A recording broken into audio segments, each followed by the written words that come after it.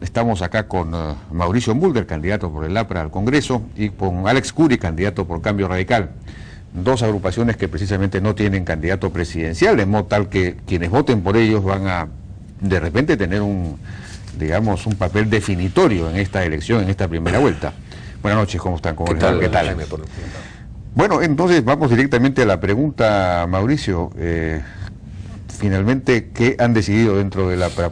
¿A quién van a apoyar? Bueno, en realidad no ha sido falta hacer una consigna, sino que del propio análisis que han hecho los dirigentes de base del partido, con los que hemos estado reunidos ahora, y el Comité Ejecutivo Nacional, se colige que el partido solamente va a respaldar candidaturas democráticas y candidaturas que inspiren la confianza de que pueda haber un gobierno de cambio y un gobierno de redistribución del crecimiento económico, que es lo que nosotros buscamos enfatizar. Y en ese criterio se ha acordado que puede existir un cierto margen de flexibilidad como para que en ese análisis pueda haber alguna escogencia. Obviamente también está la información de carácter estrictamente político, de acuerdo a lo que se refiere las tendencias que supuestamente circulan y que va a permitir tomar una decisión de lo que se llama el voto útil, el voto que sirva. Lo que sucede es que nosotros explícitamente no hemos tomado una consigna de fulano de tal, porque en algunos lugares del país se generan algunos resquemores como consecuencia de algunas vinculaciones o alianzas que hay, y entonces no podemos universalizar la consigna. De manera pero que hemos escuchado a Barrera, por ejemplo, opinar o señalar que de alguna manera los votantes apristas se inclinarían por Pedro Pablo Kuczynski. Es una opinión válida, han habido otros minoritarios que han expresado otra posición, pero lo concreto es que el partido entonces, considerando que hay algunos puntos de vista distintos, lo que ha dicho sí, que el voto aprista se tiene que inclinar por candidaturas democráticas. Bueno, hubo una reunión de Alejandro Toledo con la CTP, que sabemos pues de que es de filiación aprista. Bueno, en realidad para nosotros una sorpresa, y en particular para mí, que soy muy vinculado a los compañeros de la CTP y los he venido respaldando políticamente, y desafortunadamente ellos no han tenido el gesto siquiera de poder avisarme que iban a hacer un giro político de esa índole, que realmente a mí me parece bastante erróneo, aunque pueda tener cierto grado de legitimidad porque está dentro de los parámetros que estamos señalando. Lo que pasa es que en el partido se espera primero que el partido tome la decisión y después se ejecuta, pero no se adelanta el juego, porque si no nos están poniendo en una situación de confusión y genera este tipo de reacción. La CTP es un organismo autónomo, es un organismo gremial, lo pueden hacer, pero como militantes apristas tenían el deber de haber esperado lo que el partido les dijera. Y entonces esa confusión yo mismo me encargué de desautorizarla y de señalar que lo que ellos han hecho está dentro del campo estricto de su condición de dirigentes sindicales, pero no representativa del partido, ¿no? Bueno, Alex Curi de Cambio Radical, que no presenta candidato presidencial.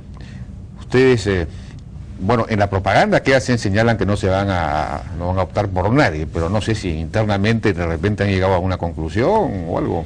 Bueno, desde el inicio de la campaña, cuando perfilamos una propuesta estrictamente parlamentaria, con una plataforma única de acción legislativa y fiscalizadora, manifestamos que no iba a haber un apoyo explícito ni en primera ni en segunda vuelta electoral, por varios factores. Uno de ellos relacionado que la acción de la bancada de Cambio Radical será de oposición en el Congreso, una oposición constructiva, una tarea de fiscalización, y por tanto adelantar una opinión en favor de una candidatura predeterminada sería condicionar nuestra acción en el Parlamento Nacional. Sin embargo, somos conscientes que existiendo dificultad históricamente en el caso del APRA, como colectividad más estructurada en la vida política del país, en las demás agrupaciones políticas resulta prácticamente inviable un pretendido endoce de votación. Somos conscientes que en el caso de Cambio Radical, las diferentes propuestas y tendencias dentro de un marco democrático que plantean una sociedad libre, con igualdad de oportunidades y la vigencia plena de un Estado de Derecho, que promueve una economía absolutamente abierta y globalizada, en un proyecto. ¿Ustedes coinciden con la tesis de los que ponen a Keiko Fujimori fuera del campo democrático? Nosotros no deslindamos a nadie en particular. Como Cambio Radical hay opiniones total y absolutamente divergentes, e inclusive hay posiciones que son mucho más progresistas, igualmente respetables, pero donde hay consensos claros son en las reformas constitucionales que planteamos nosotros, en el control político y en la fiscalización del Parlamento Nacional. Por tanto, Cambio Radical va a ir en esa línea de acción, de proteger los derechos ciudadanos. No vamos a permitir desde el Congreso de la República excesos de un poder ejecutivo que pretenda vulnerar las garantías ciudadanas. Creemos que la defensa de la descentralización para desmontar la visión presidencialista va a ser muy importante y consideramos que la acción en el Parlamento tiene básicamente 3 aristas: representar, legislar y fiscalizar al poder político. Pero, por ejemplo, un programa como el de Ollanta Humala podría tener el respaldo de algunos miembros de Cambio Radical. A ver, yo veo por lo menos 4 proyectos de Cambio Humala, de Ollanta Humala. Uno es su plan de gobierno, otro es su discurso en Arequipa, otro es, digamos, su discurso en el debate presidencial, que parecía más de derecha o liberal que Adam Smith, ¿no? Por tanto, es un poco difícil alinearse cuál es el enfoque real de esa denominada economía nacionalista de mercado. Yo sí creo en una economía social de mercado, creemos firmemente en una libre competencia con un Estado que no sea de intervención, sino básicamente de regulación y supervisión para evitar los monopsodios, los oligopolios, los monopolios del Estado como de privados. ¿Ustedes creen que hay que cambiar la Constitución, como propone? Hay reformas parciales, sí, pero no creemos en anular la actual Constitución, ni retornar al 79, ni mucho menos eliminar el capítulo económico que ha permitido, creo yo, importantes inversiones en el país y una estabilidad macroeconómica que el actual gobierno también ha actuado con responsabilidad. Bueno, tenemos, si me permiten, que ir a una pausa y regresamos. Cuando se arrancan los gases, sientes que el estómago se agita, que el cuerpo se tuerce, que la gente te mira, que ya no puedes más, hasta que masticas Sinflat X.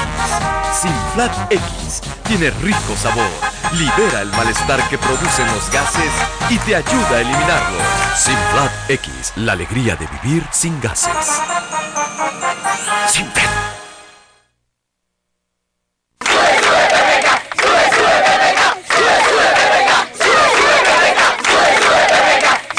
Marca el mapa del Perú de PPK.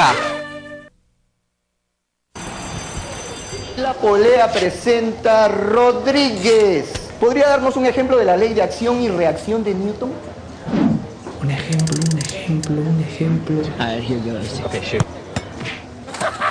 Lo vio en internet, le sirvió en la vida. Y es que en internet tus hijos piensan que juegan, pero en verdad aprenden. Ponte internet en dúo desde 70 soles al mes y disfruta de internet las 24 horas del día, más una línea fija. Desde 70 soles mensuales, tus hijos quieren y tú puedes. Llama ya al 104. Movistar, compartida, la vida es más. La vida me sonríe, pues me gobiernan bien. Con tantas obras y obras yo voy a florecer. Ningún otro gobierno en la historia ha hecho más obras a favor del pueblo. Muchachos, y el pata chambeador, tócame, que soy realidad, tócame. Porque el Perú ya es imparable.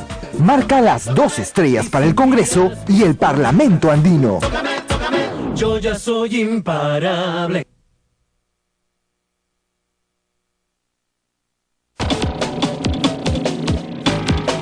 Seguimos conversando con los candidatos al Congreso, Mauricio Mulder y Alex Curi. Bueno, en el caso del APRA, pues se ha distinguido claramente las candidaturas democráticas de las no democráticas, pero ¿se puede poner en un mismo nivel a Ollanta Humala y a Keiko Fujimori? No sé, ustedes han trabajado con Keiko Fujimori en el Congreso, ¿es una persona no democrática?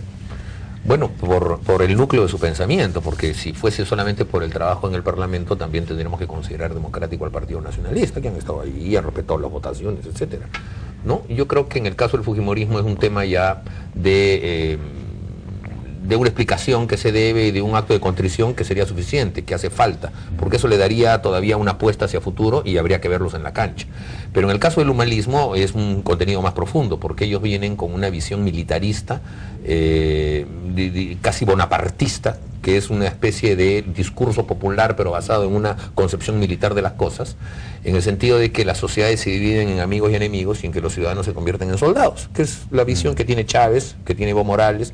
Ellos han entrado al poder y han marcado una división como la Isla del Gallo, ¿no? Por aquí están los nuestros, que somos los pobres, la mayoría, y por allá están los, como le llaman, los piticlines, de todo tipo de formas, que son los ricos y que no merecen nuestra nacionalidad. Es el esquema de Evo Morales y el esquema de Chávez. Ese nivel de gobierno y de confrontación estrictamente militarista es el que nosotros sí, de hecho, desde ahora confrontamos. Y no nos creemos el cuento de que porque aparece una propaganda sonriente, que además, dicho sea de paso, es plagiada de una publicidad de Lula en Brasil, va a ser de verdad. En realidad hay toda una concepción política en esto de capturar el poder y no soltarlo. En el caso del Fujimorismo, no han despejado la duda de cómo sería el tratamiento con respecto a Alberto Fujimori y además con lo que significó su estructura de poder. O sea, todavía no está despejada la posibilidad de que hasta el propio Montesinos empiece a tener espacio de poder allí, porque Montesinos y Fujimori en el juicio fueron aliados. Acuérdate que se hacían ojitos, y ese tipo de alianza puede perdurar incluso políticamente en la eventualidad del gobierno. La confrontación con Keiko parece muy clara, ¿no? No voy a hacer que sea una estrategia similar a la que está usando Humala, en el sentido de aparentar cosas para que no se vean en los verdaderos sustentos. Pero en fin, en todo caso, la única manera de que estas cosas no tengamos que dirimirlas es respaldando partidos que sí se comprometan a respetar el orden democrático. Ahora, en lo constitucional, nosotros seguimos reivindicando la esencia de encontrar un contrato social, una constitución que sea más allá de la constitución del 93, recuperando los elementos básicos modernizados de la Constitución del 79, que fue un poco el trabajo que estábamos haciendo en el 2003-2004, cuando estaba Henry Pease y se empezó a hacer de manera consensual una modificación constitucional total. Ojalá se pueda encontrar otra vez consensos para ir hacia un campo como ese. Esta Constitución permite pues una tasa de crecimiento alta, ha funcionado bien. Es decir, mantengamos esos aspectos, pero démosle más contenido social a lo que se refiere, por ejemplo, derechos laborales sustantivos, a lo que se refiere a derechos humanos mucho más específicos, todo ese campo que está mejor derechos laborales, mientras más derechos laborales damos, para menor gente son. Es decir, estamos creando una gran informalidad, que es la gran división que hay ahora en el Perú, ¿no? Lo que hay que hacer es que la formalidad venga acompañada de derechos, porque lo que está ocurriendo es que hay a campo de la formalidad empresarial que no tiene formalidad en los derechos de los trabajadores. Por ejemplo, grandes empresas que se instalan y que hacen contratos muy precarios para los trabajadores. Ahora, esto no es un tema de que ya de una vez, sino que tiene que ser gradual, porque al fin y al cabo los derechos fundamentales de los trabajadores son derechos humanos. Alex Curi, sobre estos mismos temas, pero ya muy breve, porque ya no tenemos tiempo. No, pero yo creo en la inclusión no solo de los derechos, sino en la inclusión de las responsabilidades. Por tanto, así como hay que incorporar a la gente para que obtenga seguridad, salud, educación, calidad de vida, también para el pago de sus tributos, para su formalización, para su contribución en favor del país. Nuestra posición como Cambio Radical es firme. Creemos en un gobierno democrático, de respeto y primacía de la Constitución política y del Estado, reformas a la actual Constitución, ¿por qué no? Y creo que los derechos laborales también se puede evaluar, también tratando de manera equitativa a cada cual. Por ejemplo, las pymes, las MIPES, son distintas a la gran industria, a la gran empresa, cada cual en función a su propia idiosincrasia, a su propia realidad, y transfiriendo poder a las regiones y a las provincias del país. Por tanto, en el caso del proyecto denominado, o mal denominado nacionalista, nuestra posición es muy sencilla: en contra del estatismo, en contra de dar un paso al margen de la Constitución, saltos al vacío, y puntualmente señalar lo siguiente: nos preocupa no solo la propuesta programática del humanismo, sino el entorno de candidaturas parlamentarias y equipos de gobierno que lo pueden acompañar en los próximos 5 años.